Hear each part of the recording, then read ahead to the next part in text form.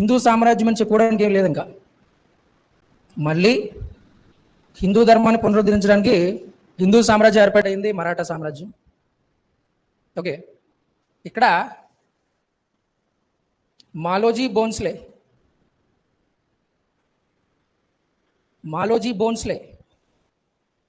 ఇతను ఈ మరాఠాస్లో ముందుగా చెప్పుకునేది ఎవరి పేరంటే మాలోజీ బోన్స్లే.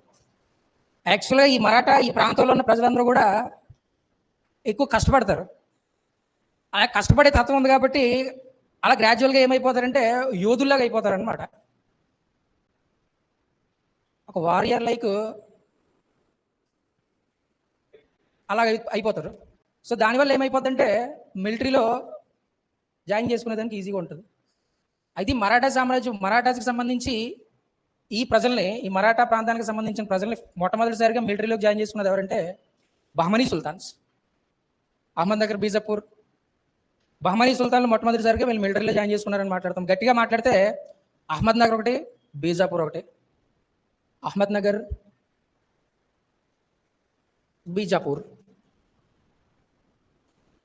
ఓకే, సో ఇక్కడ మరాఠాలు అనేవాళ్ళు మొట్టమొదటిసారిగా ఎవరి సామ్రాజ్యంలో పనిచేశారంటే బహమనీ సామ్రాజ్యంలో పనిచేశారని మాట్లాడతాం. అందులో కూడా అహ్మద్నగర్ ఒకటి, బీజాపూర్ ఒకటి. రైట్, మాలోజీ బోన్స్లే అనేటోడు వీళ్ళ దగ్గర బహమనీ సుల్తాన్ దగ్గర పనిచేసేవాడు. ఆ మాలోజీ బోన్స్లే తర్వాత వచ్చినవాడు ఎవడంటే షాజీ బోన్స్లే. మాలోజీ తర్వాత వచ్చిన ఆయనే షాజీ బోన్స్లే. ఈ షాజీ బోన్స్లే అహ్మద్నగర్ సుల్తాన్ దగ్గర పనిచేసేవాడు. అహ్మద్నగర్ సుల్తాను ముర్తుజా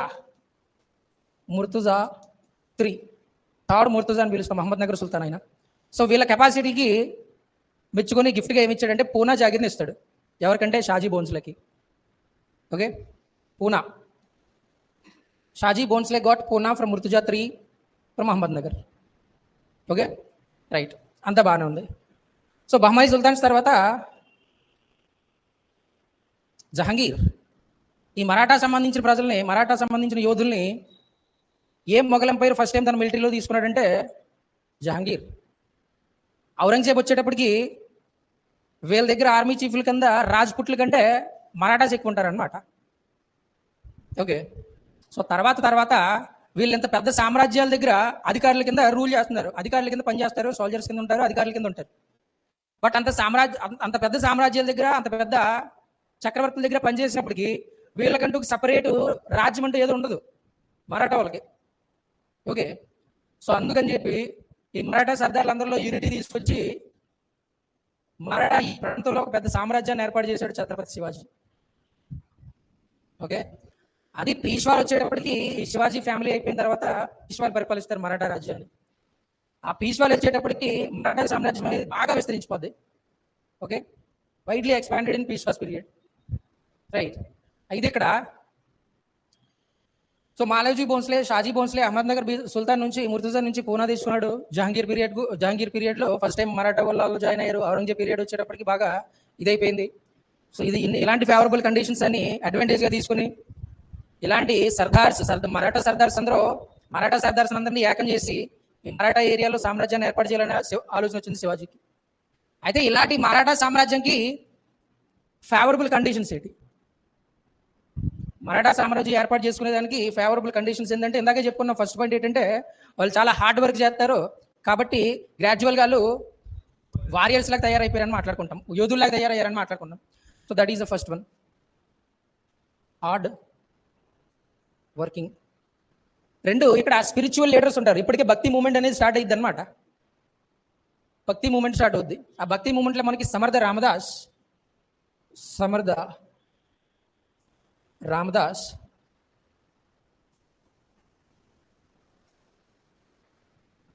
తర్వాత భక్త తుకారాం, ఇలాంటి ఆధ్యాత్మిక గురువులందరూ కలిసి ఏం చేస్తారంటే ప్రజల్లో చైతన్యం తీసుకొస్తారు, కల్చరల్ యూనిటీ తీసుకొస్తారు, సాంస్కృతికంగా ఏకం చేయాలని చూస్తారు. ఓకేనా, ప్రజలు అవేర్ చేస్తారనమాట. సో ఇది ఒక పాయింట్, అదొక పాయింట్. రెండు, ఫిజికల్గా చూసుకోవాలంటే, మనం జియోగ్రాఫికల్గా చూసుకోవాలంటే ఇది మరాఠా సామ్రాజ్యం.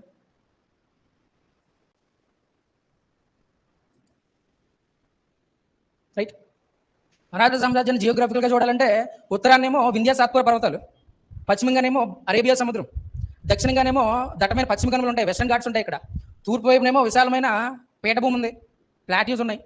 Okay, at north Vindhya and Satpura ranges, western డైరెక్షన్లో బే ఆఫ్ బెంగాల్, సదరన్ డైరెక్షన్లో. ఇలాంటి కండిషన్స్ వల్ల ఏమైపోద్దంటే ఒక సామ్రాజ్యాన్ని నిర్మించుకోవడానికి ఎందుకంటే మంచి ప్లేస్ ఉండదు.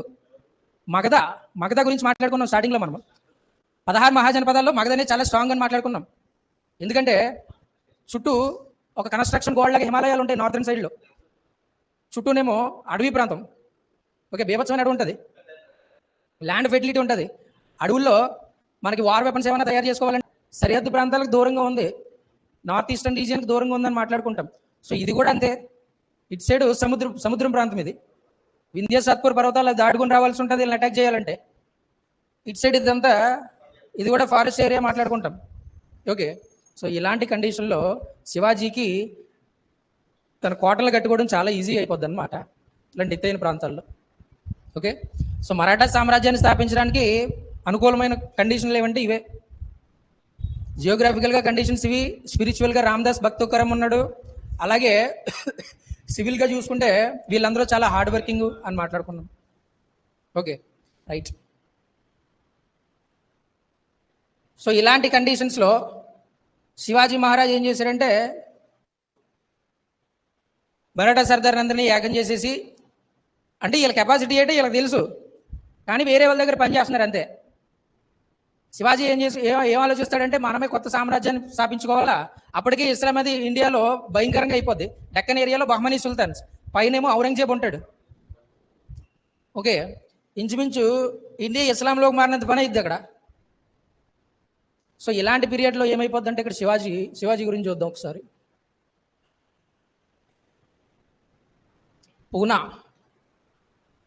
పూనాకి దగ్గరలో శివనేరు అనే ప్యాలెస్, శివనేరు ఫోర్ట్ అంటాం, ఆర్ ప్యాలెస్. ఇక్కడ పుట్టిన ఆయనే శివాజీ. ఫాదర్ ఎవరంటే షాజీ బోన్స్లే, ఇందాక మాట్లాడాం కదా, ఆయనే Shaji Bhonsle Shivaji father. Okay, mother ఎవరంటే జిజియాబాయ్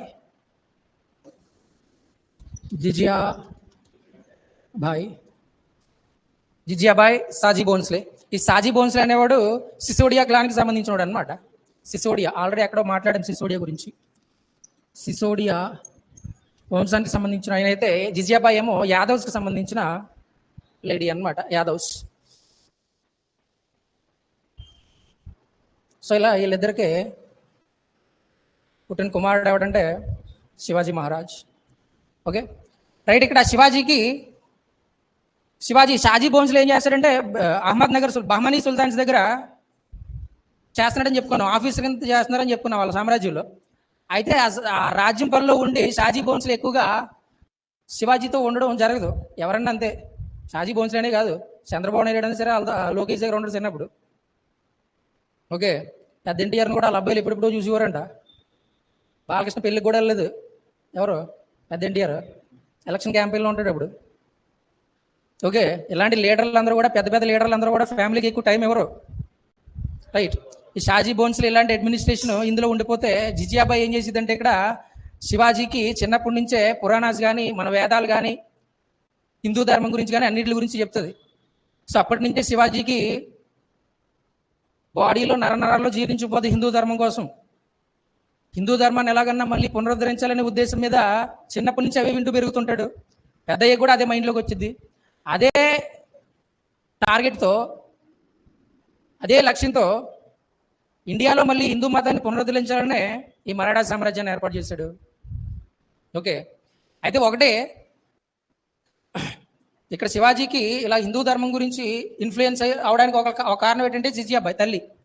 ఈవిడతో పాటు స్పిరిచువల్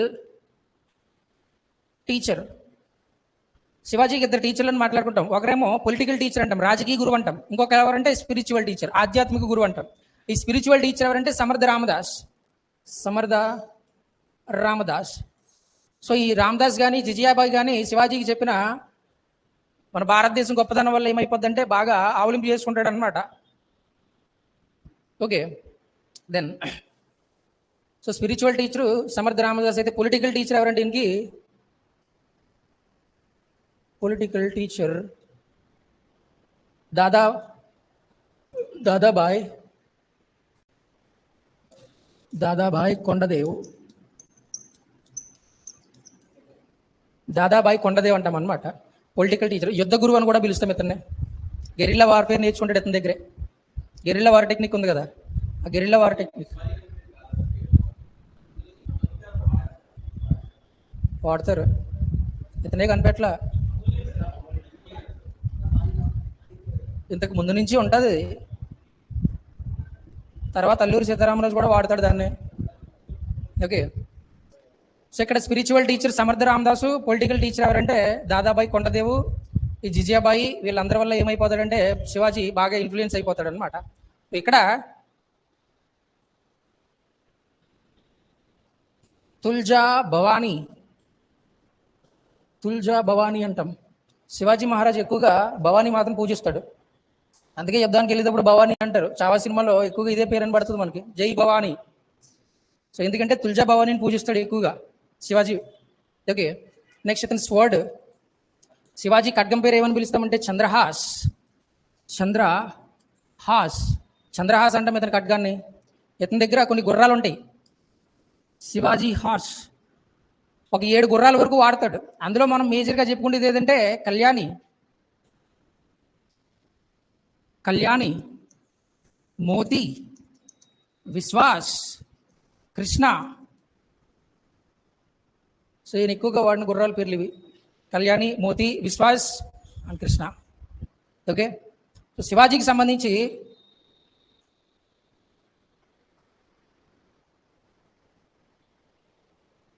మనోడు జెండా ఏదంటే బఘావా, బఘావా జెండా అని పిలుస్తాం. బఘావా ఫ్లాగ్ అంటాం.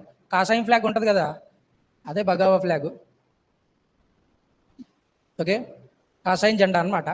రైట్, ఇంకా తుల్జా భవానీ, చంద్రహాస్, కళ్యాణి. సో టైటిల్స్ ఇక్కడ శివాజీకి టైటిల్స్. ఒకటి శకకర్త అని పిలుస్తాం శివాజీని, శకకర్త. ఇప్పుడు కనిష్క ఉన్నాడు, శకా ఎరాన్ని స్టార్ట్ చేశాడు కదా 78 ADలో. శాతవాహనాస్ ఏమో శాలివాహన ఎరాన్ని స్టార్ట్ చేశారు. తర్వాత కొంతమంది కొన్ని ఎరా స్టార్ట్ చేశారు. అలాగే శివాజీ కూడా ఎరా స్టార్ట్ చేస్తారు, దాన్ని రాజా ఎరా అని పిలుస్తాం, రాజశకం అంటాం దాన్ని. అందుకే దాన్ని ఏమని పిలుస్తామంటే శకకర్త, శకకర్త. Okay, right. ఇంకా సింహాసన, సింహాసనాధీశ్వర, సింహాసనాధీశ్వర అని పిలుస్తాం ఇతన్నే. హైందవ ధర్మోద్ధారక అంటాం ఇతన్నే, హైందవ ధర్మోద్ధారక. నెక్స్ట్ హైందవ ధర్మోద్ధారక, మహారాజ్ అంటాం. నెక్స్ట్ శివాజీకి సంబంధించి ఇవి టైటిల్స్ కొన్ని. ఛత్రపతి కూడా టైటిలే, ఛత్రపతి, ఇది కూడా టైటిలే శివాజీకి. ఓకే, శివాజీ ఇక్కడ ఒక స్లోగన్ ఇస్తాడు, దాన్నే హిందూ పద్ పాద్షాహి, హిందూ పద్ పాద్షాహి అని పిలుస్తాం దాన్నే. అంటే భారతదేశం నుంచి విదేశీయులను వెళ్ళగొట్టేసి భారతదేశంలో హిందూ ధర్మాన్ని స్థాపించాలనే దాని ఉద్దేశం అన్నమాట. ఓకే, సో అది శివాజీ గురించి పర్సనల్ డీటెయిల్స్.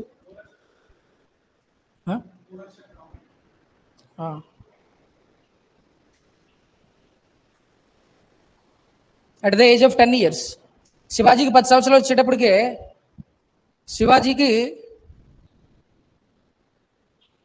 పూనా జాగీర్ అనేది వచ్చింది, ఆస్తి, ప్రాపర్టీ అన్నమాట. శివాజీకి బై బర్త్ వచ్చిన ప్రాపర్టీ ఏదన్నా ఉంది అంటే అది పూనా ఒకటే. ఎందుకు? షాజీ బోన్స్లేకి అహ్మద్నగర్ సుల్తాన్లు ఇచ్చారు కదా, పూనా జాగీర్ని గిఫ్ట్ కింద ఇస్తారు షాజీ బోన్స్లేకి. సో షాజీ బోన్స్లేది పూనా కాబట్టి పూనా షాజీ బోన్స్లే నుంచి శివాజీకి వస్తుంది కాబట్టి, సో ఇతను ఎలాంటి యుద్ధం చేయకుండా వారసత్వం ద్వారా వచ్చిన ఏకైక జాగీర్ ఏదంటే పూనా. ఓకే, అది 10 సంవత్సరాల వయసులో. At the age of 19 years, 19 సంవత్సరాలకే రాజ్య విస్తరణ ప్రారంభించేస్తారు మనోడు. It is 1546. Torna Shivaji first occupy చేసుకున్నది ఏదంటే తోరణ పోర్ట్ అంటాం అనమాట, తోరణ కోట అంటాం. ఓకే, 1546. ఇది ఎవరి దగ్గర నుంచి అంటే ఫ్రమ్ బీజాపూర్ ఆదిల్ షా. బీజాపూర్లో ఆదిల్ షా రూలింగ్ చేస్తాడు. ఆ బీజాపూర్ మీద ఎందుకు అటాక్ చేస్తాడంటే ఆల్రెడీ అహ్మద్ నగర్లో వాళ్ళ నాన్నగారు పనిచేశారు కాబట్టి, అందుకే అహ్మద్ నగర్ మీద పెద్ద ఫోకస్ పెట్టాడు. ఫస్ట్ బీజాపూర్ని టార్గెట్ చేస్తాడు అనమాట. ఓకే, ఇక్కడ బీజాపూర్ ఆదిల్ షాని ఓడించేసి త్వరణను ఆక్యుపై చేసుకున్నాడు. కొత్త ఫోర్ట్ ఒకటి కట్టాడు, దాన్ని రాయగఢ్ ఫోర్ట్ అంటాం. రాయగఢ్ ఫోర్ట్, దీన్ని చూడడానికి వెళ్తారు మహారాష్ట్రకి ఇప్పటికి. రాయగఢ్ ఫోర్ట్ అది ఎప్పుడు కట్టాడంటే తోరణను ఆక్యుపై చేసుకున్న తర్వాత కట్టేస్తాడు అనమాట. ఓకే, నెక్స్ట్ ఈ తోరణ తర్వాత చక్నా,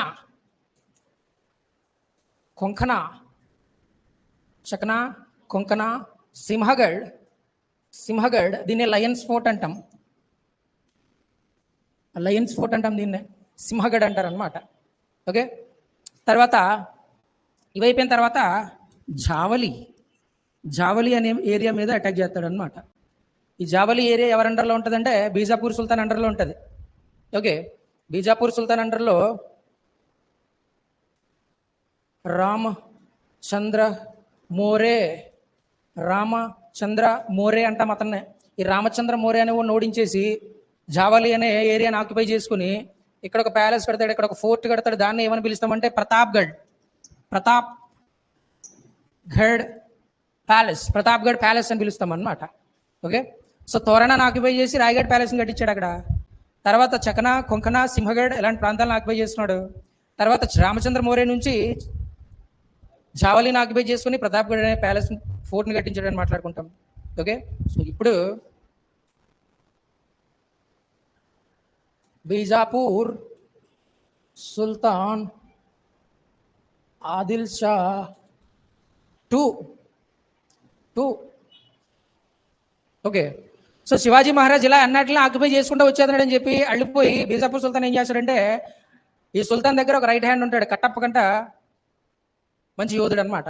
కట్టప్ప కంటే మంచి యోధుడు, మనకు తెలిసిన కట్టప్ప కంటే మంచి యోధుడు. అతని పేరే అఫ్జల్ ఖాన్ అంటాం అతన్నే. మన యూట్యూబ్లో వీడియోలు చూసేటప్పుడు శివాజీ గురించి యాడ్లు వస్తాయి, స్టోరీస్ గురించి, పాకెట్ ఎఫ్ఎం ఇవి వస్తూ ఉంటాయి. ఎక్కువ ఈ సీన్ గురించి చూపెడుతుంటాడు. ఇలాంటివి చూడరు మీరు. బీజాపూర్ సుల్తాన్ ఎవరిని పంపిస్తాడంటే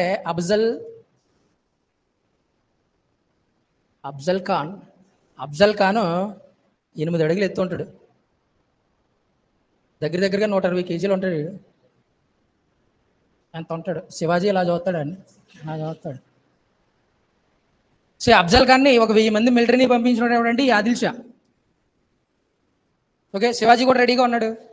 సో మధ్యలో ఇక్కడ ఒకడు వచ్చాడు, ఓడి పేరే కృష్ణాజీ భాస్కర్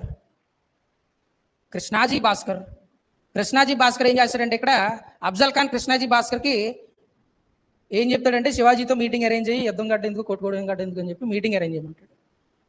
పాపం అది నిజం అనుకుని కృష్ణాజీ భాస్కర్ ఏం చేస్తాడంటే శివాజీకి Afzal ఖాన్కి meeting arrange చేస్తాడనమాట.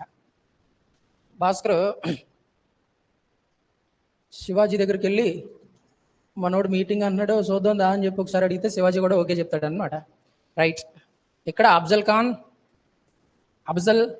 Khan versus Shivaji. యాక్చువల్గా మీటింగ్ ఇది, ఇద్దరు మీటింగ్కి వెళ్ళారు. అఫ్జల్ ఖాన్ ప్లాన్ ఏంటంటే శివాజీ వచ్చిన వెంటనే శివాజీ ఆదమరుపుగా ఉండగా శివాజీని లేపేద్దామని అఫ్జల్ ఖాన్ ప్లాన్. శివాజీ మీటింగ్ అని వెళ్తాడు. శివాజీ ఏమైనా తెంగరోడు, శివాజీ దగ్గర కూడా సేమ్ ప్లాన్ ఉంటుంది. మీటింగ్ లేదు, ఏమీ లేదు, అన్నీ వేసేద్దామని చెప్పి శివాజీ కూడా వెళ్తాడు. సో వచ్చిన వెంటనే ఇందాక చెప్పాను కదా, అఫ్జల్ ఖాన్ ఎంత ఉంటే శివాజీ ఎంత ఉంటాడు. ఇక్కడ శివాజీ తక్కువ ఉంటాడని నా ఉద్దేశం కాదు, అఫ్జల్ ఖాన్ కూడా ఎక్కువ ఉన్నాడని నా ఉద్దేశం. అర్థమైందా? శివాజీ నార్మల్గా 6 అడుగులు ఉంటాడు, వాడు అఫ్జల్ ఖాన్ 6 గంటే ఎత్తుంటాడు అనమాట. ఓకే, సో ఇక్కడ అఫ్జల్ ఖాన్ వచ్చి శివాజీని ఇలా కౌగిలించుకుంటాడు, అలా చేసుకుంటారు కదా. ఆ చేసుకునే పీరియడ్లో అఫ్జల్ ఖాన్ ఏం చేస్తాడంటే కత్తి తీస్తాడు పొడుద్దామని చెప్పి. కత్తి తీసేటప్పటికి మనోడు ఆల్రెడీ ప్లాన్తో వచ్చాడు కదా, చేతిలో బాగా నక్క ఉంటుంది, పులిగోర్లు అంటాం అనమాట, ఇలాగ నకులు డస్టర్లాగా ఉంటాయి. చేతులు పెట్టుకుంటాం మనం, లోపల పెట్టుకుంటాం అదేలాగా. సో దానికి ఆల్రెడీ విషం పూసుకొని వస్తాడు వచ్చేటప్పుడే. ఇలా ఎప్పుడైతే హక్ చేసుకుంటాడో మొత్తం పట్టుకుని చింపు బాగా మొత్తం అఫ్జల్ ఖాన్ గండి ఏ పీస్కి ఆ పీస్ వచ్చి పోస్ట్ మార్టం చేయడానికి కూడా ఉన్నాడు, అలా లాగేస్తాడు. ఓకే, సో అఫ్జల్ ఖాన్ ఏంటంటే అయిపోయాడు. మనిషికి బుర్ర ఉండాలా, బాడీ కాదని చెప్పి చచ్చిపోయేవాడు సేవలో చేస్తాడు అనమాట. ఎంత ఉన్నావు అనేది కాదు, ఎంత ఉన్నది అనేది ఇంపార్టెంట్ అని చెప్పి శివాజీ అఫ్జల్ ఖాన్ చంపేసిన తర్వాత ఇస్లాం మతం ఆచారం ప్రకారం అఫ్జల్ ఖాన్ని ఖననం చేస్తాడు అనమాట. ఆ క్రిమేషన్ ప్రాసెస్ అంతా జరిగింది. ఓకే, సో అఫ్జల్ ఖాన్ గారు ముందు ఏం చేస్తారంటే, ఇతని మీద శివాజీకి ఎందుకంత పగంటే విఠోబా టెంపుల్ ఉంటుంది, విఠోబా టెంపుల్ పండరీపురం అని మాట్లాడతాం. మహారాష్ట్రలో పండరీపురంలో విఠోబా టెంపుల్ ఉంటుంది. విఠోబా టెంపుల్ని డిస్ట్రాయ్ చేస్తాడు ఎవడంటే అఫ్జల్ ఖానే. కుదురుండీడు సుధును, మంచి సుధును అనమాట, అందుకే లాగాడు. సో ఇది ఎప్పుడైతే పంపించాడో బేజాపూర్ ఆదిల్ షా గజ గజ గజ గజ గజ వణుకుతుంటాడు అనమాట అఫ్జల్ ఖాన్ గారిని చంపేసి అని చెప్పి. ఆదిల్ షా గారు పొగరేటంటే అఫ్జల్ ఖాన్ గారిని చూసుకునే అలాంటి లేపేసిరంటే ఇటు కొనుక్కుపోవా, కొనుక్కుపోతాయి. ఓకే, సో ఇప్పుడు బీజాపూర్ను పక్కన పెట్టాడు, అహ్మద్ నగర్ మీద అటాక్ చేస్తాడు.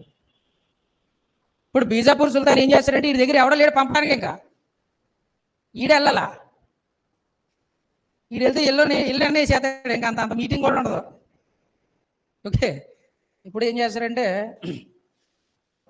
1663 బీజాపూర్ ఏం చేసిద్దంటే మొఘల్స్, బీజాపూర్ సుల్తాను ఇక్కడ పైన ఉన్నది ఎవరంటే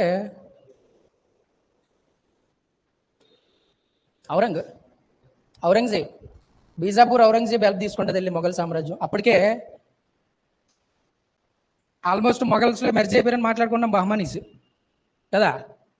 సో ఈ బహ్మనీ సుల్తాన్స్ వెళ్ళి ఔరంగజేబ్తో చెప్తారనమాట, ఇలా ఒకడు వస్తున్నాడు సౌత్ ఇండియాలోనే దొరికినట్టు చేసేస్తున్నాడు, రావడం కొట్టడం వెళ్ళడం, రావడం కొట్టడం వెళ్ళడం, రిపీట్, కొట్టుడు పాడించుడు.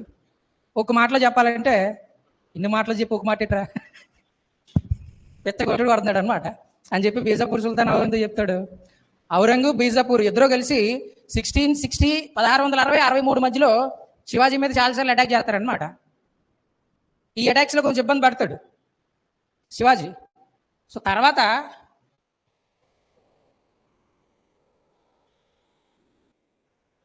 శివాజీ మీదకి ఔరంగజేబ్ ఒకరిని పంపిస్తాడు, ఆడి పేరే షాయిస్తా ఖాన్. ఔరంగజేబ్ ఎవరిని పంపించాడంటే షాయిస్తా ఖాన్ పంపించాడు. షాయిస్తా ఖాన్ తన మిలిటరీ వేసుకొని సో ఢిల్లీ ఎవరిని పంపించాడంటే షాయిస్తా ఖాన్ తో పాటు మిలిటరీని కూడా పంపించాడు శివాజీ మీదకి. Okay, so Shaista Khan military Poona వచ్చేసరికి మరాఠా ఎంపైర్ ఈ ఎంపైర్ దగ్గరకు వచ్చేసరికి ఏమైపోద్ది అంటే చీకటి అయిపోద్ది. ఆ పూనా దగ్గరలో ఏం చేస్తారంటే క్యాంప్ వేసుకుంటారు అనమాట.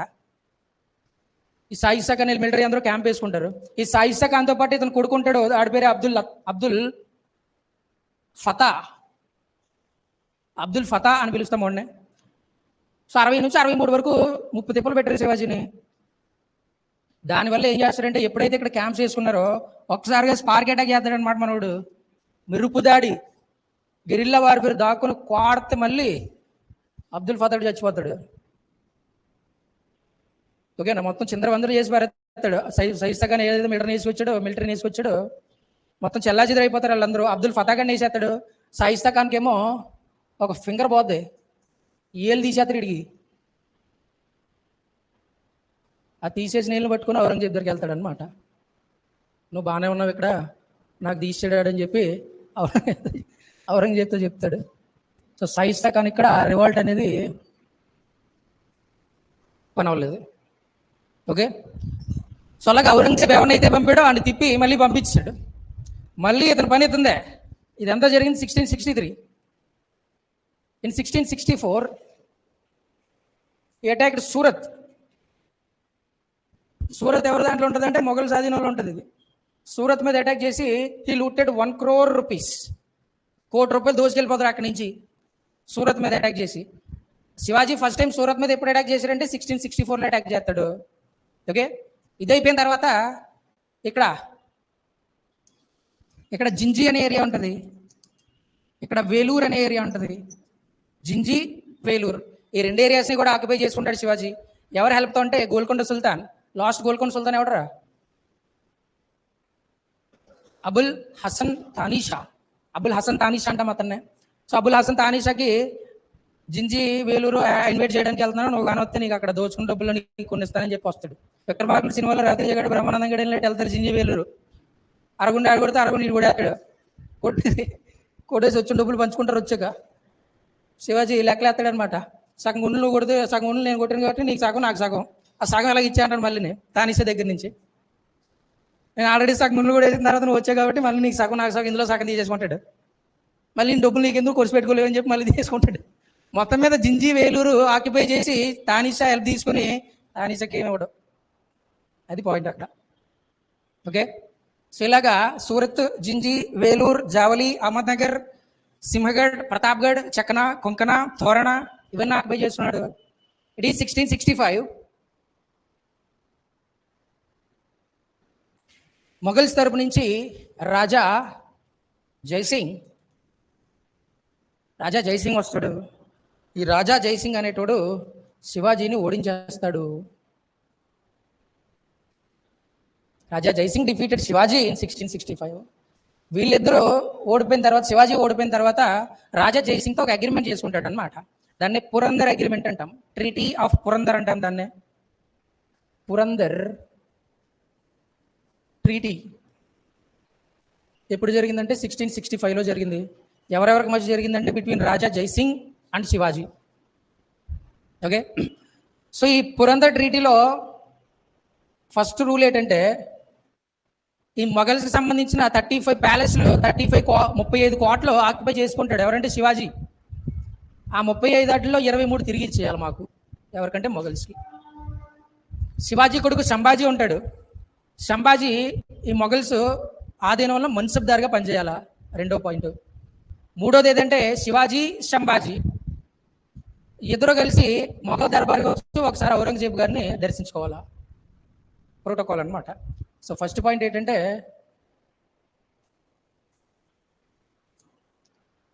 23 out of 35 forts to be hand over to Mughals. రెండోది సంభాజీ మున్సిఫ్దార్ దారి కింద పనిచేయాలా.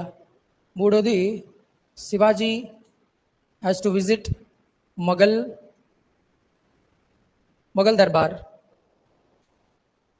దర్బార్ని విజిట్ చేయాలా. సో అంతా బాగానే ఉంది. శివాజీ అన్నట్లుగా ఒప్పుకున్నాడు. 23 పోర్టుల్ని మళ్ళీ తిరిగి ఇచ్చాడు వాళ్ళకి. శివాజీ ఇద్దరు కలిసి శివాజీ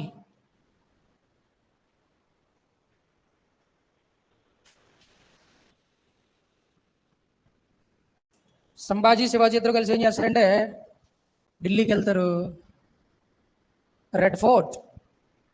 ఢిల్లీ రెడ్ ఫోర్ట్ దగ్గరికి వెళ్తారు.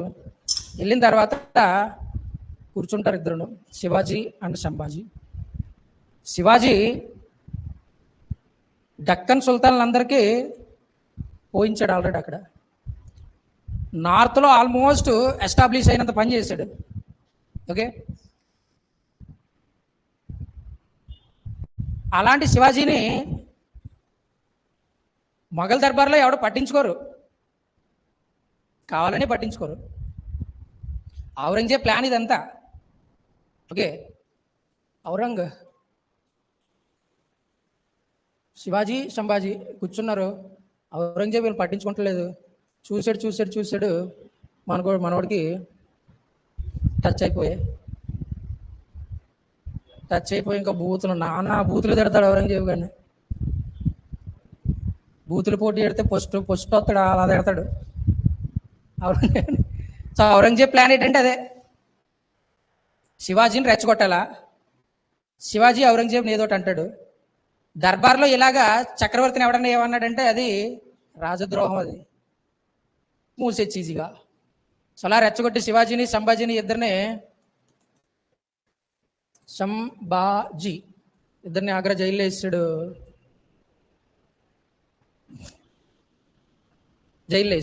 బాగానే ఉంది. సో వీళ్ళకి సెక్యూరిటీగా ఎవరిని పెట్టారంటే రామ్ సింగ్. రామ్ సింగ్ ఎవడంటే ఇక్కడ రాజా జైసింగ్ కొడుకు. రాజా జైసింగ్ ఉన్నాడుగా, శివాజీని ఓడించినాడు, వాళ్ళ కొడుకే రామ్ సింగ్.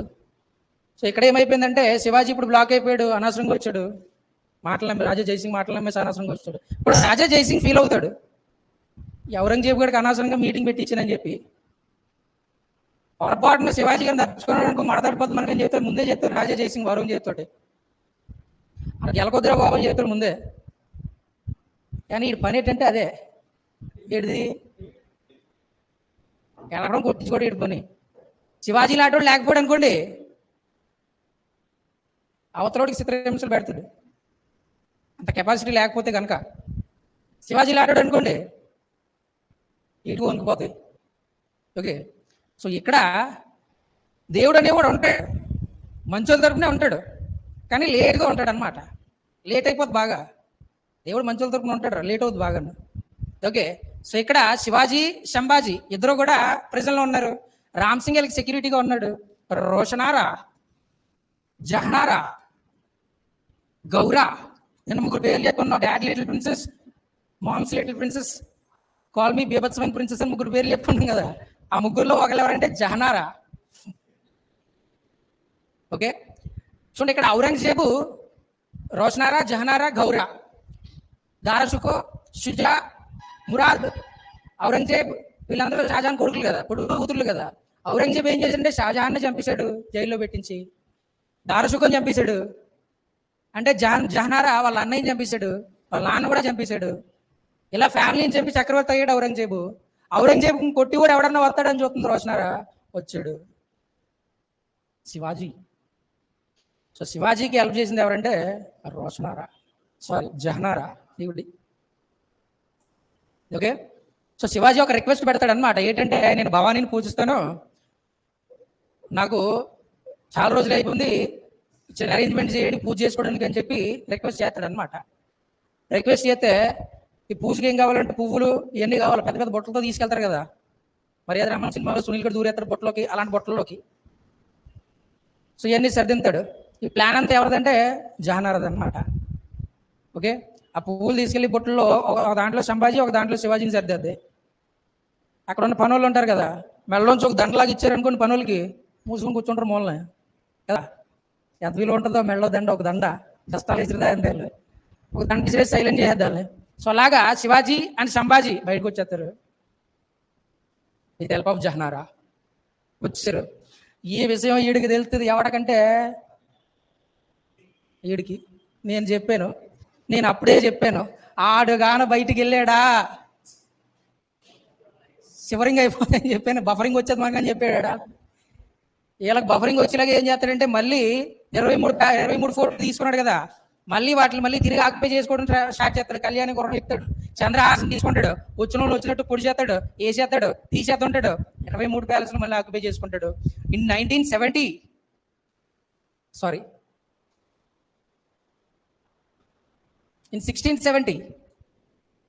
ఆల్రెడీ 1664లో సూరత్ మీద ఒకసారి అటాక్ చేశాడు కదా. మళ్ళీ సూరత్ మీద, ఇది క్వశ్చన్, ఇది ప్రీవియస్ క్వశ్చన్. ఇది శివాజీ సూరత్ మీద సెకండ్ టైం ఎప్పుడు అటాక్ చేశాడంటే 1670లో చేశాడు. ఫస్ట్ టైం ఎంత దోచుకున్నాడంటే అక్కడ లూటెడ్ మనీ ఎంత వచ్చిందంటే మనకు 1 కోటి రూపాయలు వచ్చింది. ఇక్కడ 60 లక్షల దాకా వచ్చింది అనమాట, 60 lakhs. ఓకే, సో మళ్ళీ మొదలెట్టాడు శివాజీ. ఔరంగజేబ్ శివాజీ మొదలెట్టాడు మళ్ళీ. రాజా జైసింగ్ ఉన్నాడు, చెవిలో దోమ వరిసినట్టు చెవిలోకి వచ్చి జోరే గరిసినట్టు అత్తమాని ఇది చేసిన ఎన్ని చెప్తుంటాడు. శివాజీ చేసిన ఎన్ని చెప్తుంటాడు. ఇడు అక్కడికి వచ్చాడు, అన్న కూడా ఇచ్చాడు, అది ఎట్టుకుపోయాడు. ఇక్కడ మన ప్యాలెస్కి వచ్చాడు, మన ప్యాలెస్ ఎంత కూడా సూరత్ మీద ఆడ చేశాడు, 6 lakhs చేసాడు. ఇలాంటివన్నీ చెప్తుంటే మానసికంగా ఏమైపోతుందంటే మనోడికి ఔరంగజేబు డిస్టర్బ్ అయిపోతాడు బాగా. ఔరంగజేబుకి డేటా అయిపోయి బఫరింగ్ వచ్చేది. బఫరింగ్ వచ్చేసి ఇప్పుడు పోర్లే సరే అయితే అని చెప్పి, పోర్లేరా బాబు అని చెప్పి, నువ్వు ఏదో సలహా ఇవ్వని చెప్పి రాజా జైసింగ్ సలహా అడుగుతాడు అన్నమాట. ఇప్పుడు రాజా జైసింగ్ ఏం చేస్తాడంటే, నువ్వు వాడితో ఏం పెట్టుకోవద్దు, నేను చూసుకుంటాను మొత్తం, నువ్వు వద్దని గెలుక్కున్నావు అనుకో డైరెక్ట్గా నిన్నే హేతడు వచ్చేసారని చెప్పి. ఇప్పటి వరకు కూడా శివాజీ చక్రవర్తిని ఎక్కడా మాట్లాడాల. కింగ్ అని ఎక్కడ మాట్లాడుకోలేదు. సామ్రాజ్యం ఉంది, మరాఠా సామ్రాజ్యం ఉంది, కానీ శివాజీ రాజు కాదు. మరాఠాల తరపున పోరాడుతాడు అంతే, హిందూ ధర్మాన్ని ఎస్టాబ్లిష్ చేయడానికి పోరాడుతాడు అంతే. ఇప్పుడు రాజా జయసింగ్ ఏం చేస్తాడంటే శివాజీని రాజు కింద యాక్సెప్ట్ చేసి ఐడెంటిఫై చేసి, రాజా జయసింగ్ ఇచ్చిన సలహా ఏదంటే ఔరంగజేబ్కి శివాజీని రాజు కింద ఐడెంటిఫై చేసేసి ఒక టైటిల్ ఇచ్చాడికి, వాడు ఉంటాడు అలాగ మన దగ్గర అని చెప్పి రాజా అనే టైటిల్ ఇస్తాడు. It is 1574.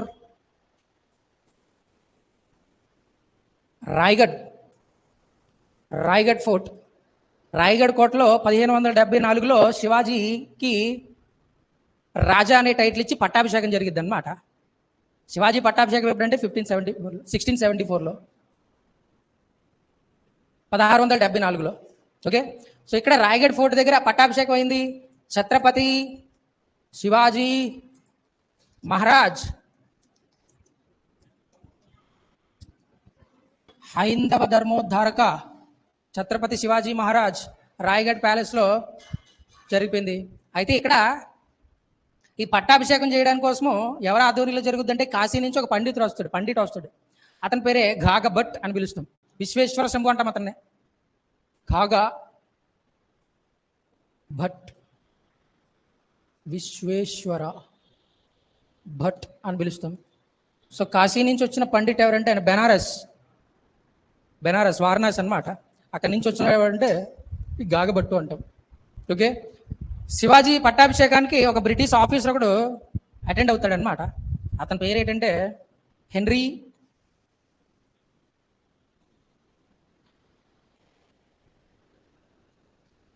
అక్సిండన్ అని చెప్పి బ్రిటిష్ తరపున శివాజీ పట్టాభిషేకానికి హాజరైనడు ఎవడంటే అతను. ఓకే, రైట్, బాగానే ఉంది. 1674లో 1774లో పట్టాభిషేకం అయిపోయింది. విచిత్రం ఏంటంటే ఎవడన్నా రాజు అయిన తర్వాత రాజ్యాన్ని విస్తరించుకుంటాడు. శివాజీ రాజ్యాన్ని విస్తరించుకున్న తర్వాత రాజు అయ్యాడు కదా. సో ఇక్కడ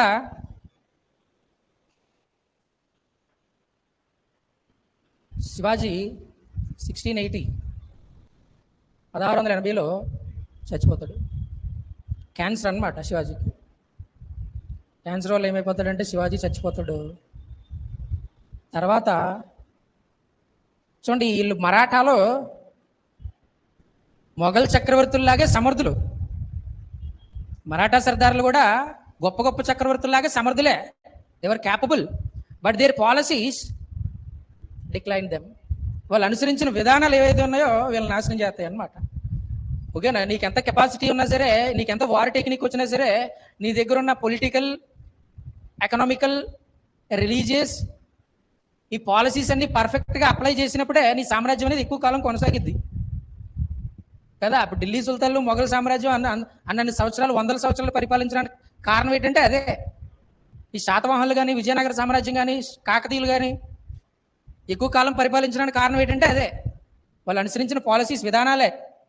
ఇక్కడ మరాఠాల్లో ఏమైపోద్దంటే అది లోపిస్తుంది అనమాట, lack of implementing of policies. Okay, so ఇక్కడ శివాజీ అయిపోయాడు. ఇప్పుడు శివాజీ రేషన్ కార్డు గురించి చూద్దాం. ఓకే,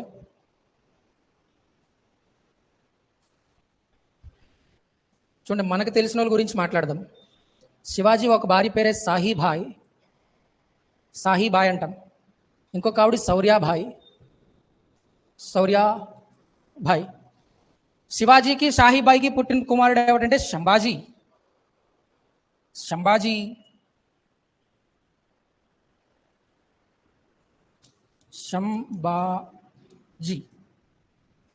శివాజీకి శౌర్యాబాయికి పుట్టిన బిడ్డ ఎవరంటే రాజారాం.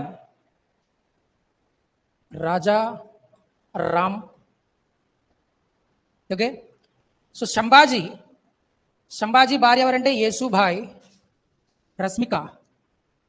చావా సినిమాలో రశ్మిక యేసుభాయ్. సో ఇక్కడ సంభాజీకి యేసుబాయికి పుట్టిన కొడుకే సాహో.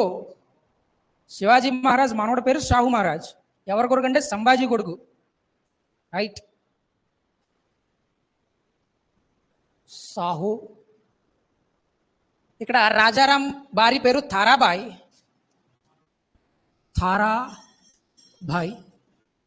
రాజారాంకి తారాబాయికి పుట్టిన కొడుకే అక్బర్ టూ.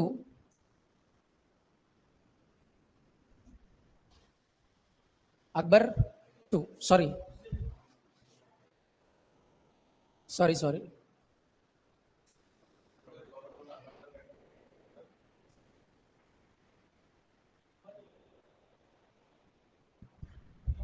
సంభాజీ గారి పేరు ఎందుకు పెట్టుకుంటారా? బుర్రలేదా నీకు? వాళ్ళకి బుర్రలేదా? శివాజీ పేరు పెట్టుకుంటారా? పెట్టుకుంటేనే అసలు ఈ ఫ్యామిలీకి పడుతుందా? ఓ మాట చెప్పు నాకు.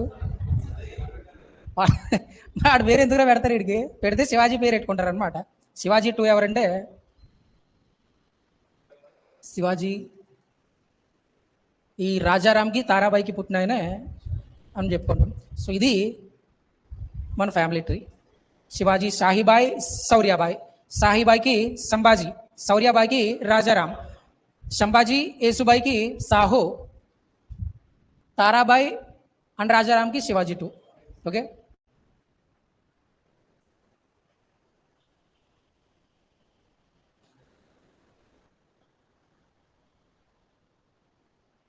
సంభాజీ శివాజీ అయిపోయిన తర్వాత రూలింగ్లోకి వచ్చింది ఎవరంటే Sambhaji. Okay,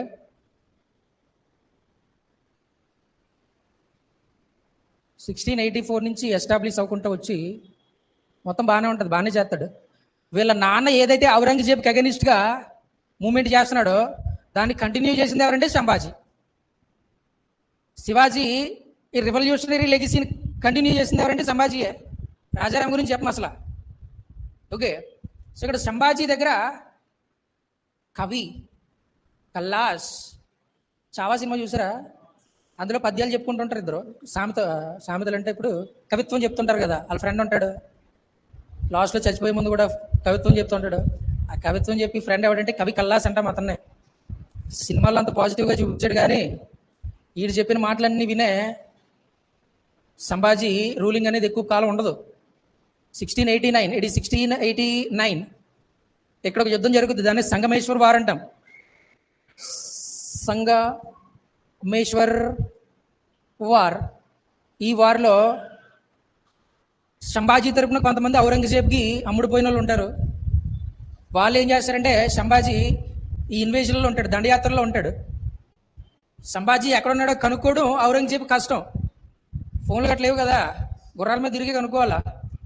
so Sambhaji ఎక్కడున్నాడనే information ఎవరిస్తారంటే సంభాజీకి సంబంధించిన వాళ్ళని ఇస్తారు, వాళ్ళు చుట్టాలే.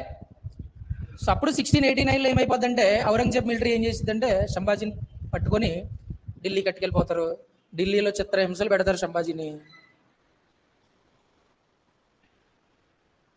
మామూలు పనిష్మెంట్ ఎవరు చూశారు కదా, అలాగే ఉంటుంది, same as it is. So అలాగే సంభాజీని ఓడించేసి, సంభాజీని చంపేసి, హింసించి చంపేసి యేసుబాయ్ అండ్ సాహు, సంభాజీని చంపిన తర్వాత యేసుబాయిని సాహుని ఢిల్లీ కట్టుకెళ్ళిపోయి అక్కడ జైల్లో వేసేస్తాడు అనమాట. ఓకే, సో అలాగా ఈ సాహీబాయి ఫ్యామిలీ అనేది ప్రజెంట్ బ్లాక్ అయిపోయింది. ఎక్కడంటే ఔరంగజేబ్ దగ్గర. ఓకే, సో ఇప్పుడు కింగ్ ఎవరు అవ్వాలంటే యాక్చువల్గా సంభాజీ అయిపోయాడు కాబట్టి వీళ్ళని ఇక్కడ వదిలేసాడు అనుకోండి, సాహు కింగ్ అవుతాడు, సాహు మహారాజ్ కింగ్ అవుతాడు మరాఠాకి. బట్ అక్కడ సాహుని కూడా తీసుకెళ్ళిపోయి అక్కడ పెట్టాడు. కాబట్టి ఇక్కడ ఎవరు అవ్వాలంటే ఆబ్వియస్గా రాజారాం. రాజారాం ఎలా ఉంటాడంటే అంత సమర్థుడని చెప్పలేము, సంభాజీ అంత సమర్థుడని చెప్పలేము. సంభాజీ సమర్థుడే, కానీ వాళ్ళ దగ్గర ఉన్న మినిస్టర్లు వీళ్ళందరి మాటలు విని ఆ పాలసీస్ అప్లై చేయడం రాక, ఆ ఇన్వేజన్ టెక్నిక్స్ తెలియక బ్లాక్ అయిపోతాడు ఔరంగజేబ్ దగ్గర. అక్కడ రాజారాం గురించి అంత చెప్పుకోవడానికి ఏమి ఉండదు.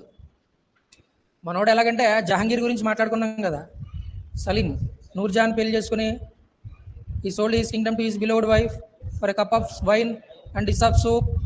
సో ఇక్కడ కూడా అదే జరుగుతుంది, తిన్నామా పడుకున్నామా తెల్లారిందా. తొందరగానే చచ్చిపోతాడు రాజారాం. ఓకే, రాజారాం అనేవాడు డైడ్ ఎర్లీ. సో రాజారాం చచ్చిపోయిన తర్వాత కానీ ఇటు బొడ్డోడు అనమాట, చిన్నపిల్లోడు శివాజీ టూ. కాబట్టి తారాబాయి శివాజీని సింహాసనం మీద కూర్చోబెట్టి వాడిని సంరక్షించుకుంటూ వాడి గార్డియర్ లాగా తారాబాయి రూల్ చేసిద్ది అనమాట. ఓకే, జహాంగీర్ లేనప్పుడు నూర్జహాన్ కూడా జుంటా అనేదాన్ని ఏర్పాటు చేసుకుని రూల్ చేసింది. జుంటా అడ్మినిస్ట్రేటివ్ బ్యూరో ఉంది కదా. సో అలాగే తారాబాయ్ కూడా ఒక అడ్మినిస్ట్రేషన్ బ్యూరోని తయారు చేసుకుంటుంది. అందులో ఎంతమంది ఉంటారంటే 12 ఆఫ్ మరాఠా సర్దార్స్, 12 మంది మరాఠా సర్దార్లతో ఒక సెక్షన్ తయారు చేసుకుని రూలింగ్ స్టార్ట్ చేసింది ఎవరంటే తారాబాయ్. అందుకే తారాబాయిని ఏమంటామంటే 12 మంది సహాయంతో రూల్ చేసింది కాబట్టి భారాబాయ్ అంటాం. ఆవిడ్ని 12 కదా, భారాబాయ్ అని పిలుస్తాం తారాబాయిని. ఓకే. సో ఇప్పుడు మ్యాటర్ ఏంటంటే ఔరంగజేబ్ చచ్చిపోయాడు. ఇది 1707, 1707 ఔరంగజేబ్ చచ్చిపోయాడు. ఈ ఔరంగజేబు చచ్చిపోవడం అనేది ఇండియన్ పాలిటిక్స్లో చాలా టర్నింగ్ పాయింట్ అని చాలాసార్లు మాట్లాడుకున్నాం. ఎలాగో చూడు, ఈ ఔరంగజేబ్ చచ్చిపోయాడు 1700. Aurang out of network coverage area. So Aurangzeb later మొఘల్స్లో మాట్లాడుకున్నాం కదా, బహదూర్ షా, అక్బర్, ఫరూక్ సియర్. ఆ ఫస్ట్ రోడ్ ఎవడంటే బహదూర్ షా 1. ఔరంగజేబ్ కొడుకు ఎవరంటే బహదూర్ షా 1. సో ఇక్కడ బహదూర్ షా 1 వచ్చేటప్పటికి యేసు భాయ్ అండ్ సాహు ఎక్కడున్నారంటే జైల్లో ఉన్నారు, వీళ్ళ దగ్గరే. ఓకే. బహదూర్ షా ఏం చేస్తారంటే యేసు భాయ్ అండ్ సాహుని రిలీజ్ చేస్తాడు, వదిలేస్తాడు జైలు నుంచి. సాహు బయటకు వచ్చాడు, యేసుబాయ్ బయటకు వచ్చింది. ఇప్పుడు రైట్, ఇక్కడ ఇది మరాఠా. ఇక్కడ రూల్ చేసేది ఎవరంటే తారాబాయ్ 12 మందితో రూల్ చేసేస్తుంది ఇక్కడ. సో ఇవి టైం బాగలేదు, ఔరంగజేబు చచ్చిపోయాడు. ఔరంగజేబు చచ్చిపోయి బహదూర్ షా వచ్చాడు. బహదూర్ షా వచ్చి సాహు, యేసుబాయ్ ఇద్దరిని వదిలేశాడు. ఎక్కడికి వదిలేశాడంటే మరాఠా రాజ్యంలోకి వదిలేశాడు.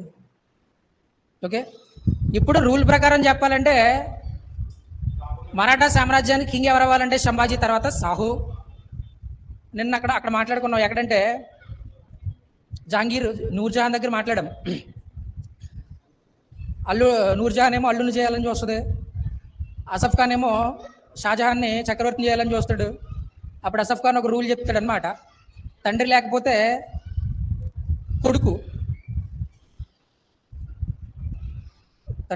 కొడుకు అవ్వాలా, లేకపోతే ఆడికి సంబంధించిన వాళ్ళే అవ్వాలా, కానీ వేరే వాళ్ళు అవ్వకూడదని చెప్పి ఒక రూల్ చెప్తాడు అనమాట. ఇక్కడ కూడా అంతే. సంభాజీ లేకపోయినప్పుడు, సంభాజీకి ఎవరైనా లేకపోవడానికి ఇన్ కేసు కొడుకులు గట్ట ఎవరు లేరనుకోండి, సంభాజీ తర్వాత సక్సీడర్స్ ఎవరు లేరనుకో, అప్పుడు రాజారాం దగ్గరికి వెళ్ళిపోవచ్చు. రాజారాము, శివాజీ 2, తారాబాయ్, ఇంక గడ్డ ఎవరు లేరు. బట్ ఇక్కడ ఆల్రెడీ సాహు ఉన్నాడు కాబట్టి సంభాజీ తర్వాత సాహువే అవ్వాలా. కానీ ఇక్కడ తారాబాయ్ ఉంది.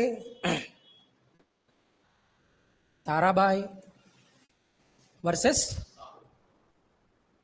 సాహు. తారాబాయ్ వర్సెస్ సాహు. ఇక్కడ ఒక యుద్ధం జరిగింది. దీన్నే ఏమని పిలుస్తామంటే ఖేడ్ యుద్ధం అంటాం. ఖేడ్ వార్. ఇందులో సాహు తారాని ఓడించేసి తారాబాయ్ ఏమైపోద్దంటే కొల్లాపూర్కి పారిపోద్ది. She escaped to Kolhapur and established a small kingdom at Kolhapur and ruled. రాజులు ఎక్కడికి వెళ్ళినా రాజులే కదరా, ఎంత గొప్పరు. ఇప్పుడు మనం కానీ సీఎం క్యాండిడేట్, మనం ఎవరైనా సీఎం క్యాండిడేట్ కింద నామినేషన్ వేయగలమా? ఎమ్మెల్యే కింద ఇప్పుడు మనం ఒప్పుకోలేదా మన ఎమ్మెల్యేలని? వాళ్ళే కదా వస్తున్నారు, ఎక్కడికి వెళ్ళినా వాళ్ళే వస్తారు, వాళ్ళ ఫ్యామిలీ నుంచి వస్తారు. కామన్ పీపుల్ ఎవడన్నా నామినేషన్ వేస్తాడా? ఇది కూడా అంతే. వీళ్ళు ఎక్కడికి వెళ్ళినా ఒప్పుకుంటారు వాళ్ళని. Once A leader always a leader. ఒక్కసారి నాయకుడి కింద ఒప్పుకున్నారనుకోండి, ఆడ ఎక్కడికి వెళ్ళినా నాయకుడే. ఓకే. సో సాహుకి ఇక్కడ ఒకటి హెల్ప్ చేస్తాడు. ఇక్కడ మనకు ఒక కాన్సెప్ట్ వచ్చింది, దాన్నే పీష్వాలు. మరాఠా సామ్రాజ్యంలో ఇప్పుడు శివాజీ అడ్మినిస్ట్రేషన్లో 8 మంది ఉంటారు. కౌన్సిల్ ఆఫ్ 8 అంటాం దాన్ని. ఒక 8 మంది ఆఫీసర్లు ఉంటారు. అందులో మేజర్ ఎవడంటే పీష్వా. శివాజీ టైం వచ్చేటప్పటికి జస్ట్ ఆఫీసర్ అంతే, అక్కడ ఒక పొజిషన్ అంతే అది. ఓకే. సో పీష్వా, ఇక్కడ మన పీష్వా ఎవరంటే బాలాజీ విశ్వనాథ్. బాలాజీ విశ్వనాథ్ ఎవరికి సపోర్ట్ చేస్తాడంటే సాహుకి సపోర్ట్ చేస్తాడు. ఎందుకంటే సంభాజీ తర్వాత మాకు మహారాజ్ ఎవరంటే సాహువే, కాబట్టి మేము సాహుకు సపోర్ట్ చేస్తామని చెప్పి బాలాజీ సాహుకు సపోర్ట్ చేస్తాడు. సాహు బాలాజీ విశ్వనాథ్ ఇద్దరు కలిసి తారాబాయిని ఓడించారు.